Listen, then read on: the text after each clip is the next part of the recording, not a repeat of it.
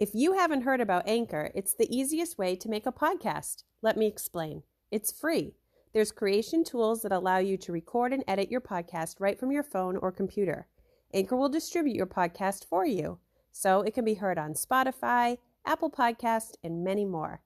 You can make money from your podcast with no minimum listenership. It's everything you need to make a podcast in one place.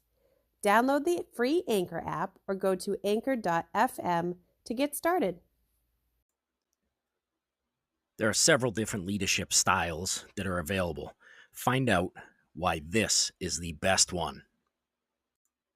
Welcome to the Fixed Ops Mastermind podcast, a podcast for leaders, because leaders know that to grow, this is where you go.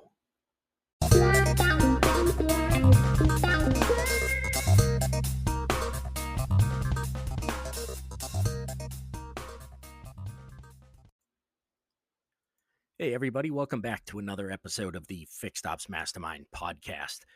Be sure to rate and review us on Apple iTunes if you're an Apple user. That helps us grow the podcast, get more well-known, and help more people. Apple iTunes or Apple Podcast, I think it is now. Please rate and review us. Subscribe to the podcast so you never miss another episode. This week, we're talking about leadership styles. And although there's a whole lot of different leadership styles, there are probably 8 top leadership styles. There's bureaucratic, a coach style, a transformational, an autocratic, a transactional, and democratic, and a laissez-faire. I don't know how you say that. I'm not French. But those are some basic styles, and what we're not gonna go through all of them today, but we'll go through a few of them and get to what is the most effective leadership style for you. And so let's start with autocratic. Not a leadership style I am a fan of. It is the absolute opposite of a democratic leadership style. This is where the leader is making all the decisions without taking input from anybody on the team. Their team members' opinions not considered, consulted, nor cared about, honestly. And an example of that is so you decide at the store you're gonna open on Sundays, but you never talk to anybody about that. And there's obviously a lot of things that are affected in that, and that leadership style is awful, quite frankly. So let's put this one on number 1 leadership styles not to use. And so now, how about strategic leadership? Strategic leaderships is, I would say, those are people who are looking at the way a company is operating and ways for that company to grow. You're gonna hold a lot of that on your shoulders, and trying to keep things on an even keel for everybody else, while you kind of take over some of the more unstable parts of things. This is helpful because this can help support a lot of different employees. You've got employees that are not great with change. You've got employees that embrace change. There's a lot of different employees, and sometimes you need to employ different leadership styles. But this is one of those leadership styles where you can help maintain that even keel. But you do also need to remember that there will be times when employees are going to have to handle change. Or the opposite of that, employees that do handle change, well, there are times when they are going to have to deal with the fact that there isn't going to be a change. We always talk about change being difficult, but sometimes it's the lack of change that can be difficult for some employees. And with using strategic leadership, a lot of times you take on that burden, and you need to be prepared for the team to also share in that burden also. So How about transactional leadership? Transactional leadership, I would say, pretty common um, for the way that things are handled today. Um, it's a manager rewarding people for the work that they're doing. It's setting a goal and hitting it, and you get a reward for that. Not necessarily the everybody gets a trophy mentality, but certainly can play into that. It does help establish everybody's responsibilities for each team member, um, but it also um, can cause a limiting belief in some of your employees, some of your team members, uh, as they don't see what the reward is on the other side of what they're doing, or specifically what they're doing does not have a reward, and therefore it is not as important to them. So, need to keep that in mind if you're going to go through that transactional leadership. You can't always attach a carrot to everything. So, how about coach style leadership? Um, I would say that this is something that this is a place that I work from commonly. It's as opposed to just being the direction. You are actually trying to help that person in the long run uh, be better for the team.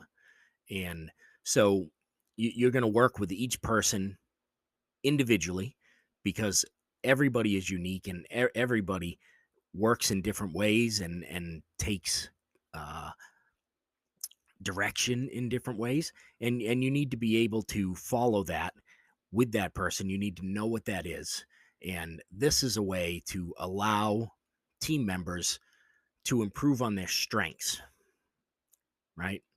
A lot of times people are always working on weaknesses, working on improving their weaknesses, or eliminating their weaknesses, and this can be actually not constructive to do that. Many times you are much better off to work on your strengths. Your weaknesses are what they are. I'm not saying that you ignore them, but many times you can minimize them and work to your strengths. And so a coach style leadership can help team members identify their strengths and help them work through them. Um, so the I would say that democratic leadership. I don't think we covered this one yet. So democratic leadership is basing decisions upon the input of team members. For large corporate companies, the boardroom decisions that you see are an example of democratic leadership. There's a whole lot of talk that goes on, and although there is a leader, there is also a consensus that comes to, and a vote that is taken that gets to the democratic leadership. It's an effective style because it does allow team members who are not in an authority role to actually have input into what is going on. But it also helps to teach them skills that they are going to need to move up and uh, learn how to make decisions when the time comes for them in those new positions. So that is an effective leadership style, is using the democratic leadership. As we started with laissez-faire, it is not a word I know how to pronounce, but basically your hands off. Let them do it. Right?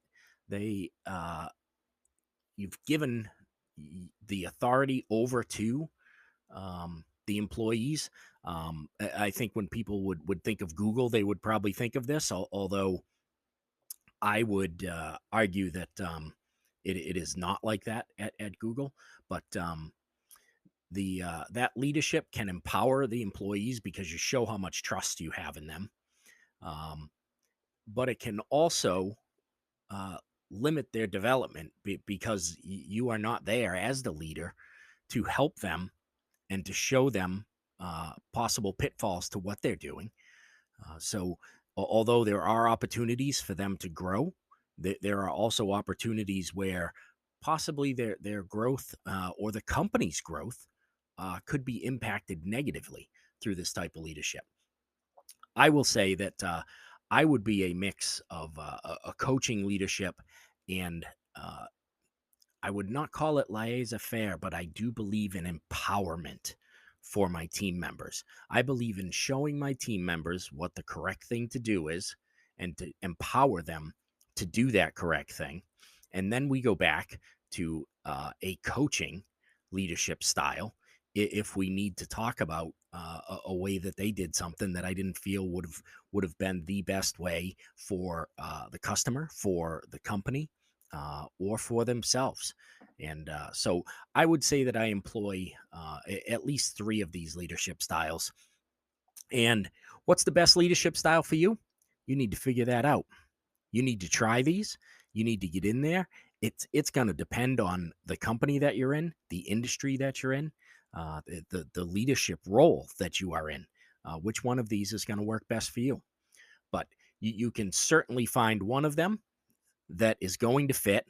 And if one particular one does not fit, you could make a piece of many of them work to your leadership style. It's all about what works best for you and what gets your team to perform and gets your team to the next level.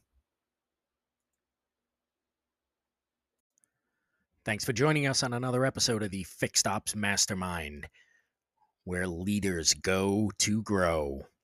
Don't forget to rate and review us on iTunes. Help us to get this podcast out to more people. Subscribe on your favorite podcast app and look out for new episodes. Thanks for joining us.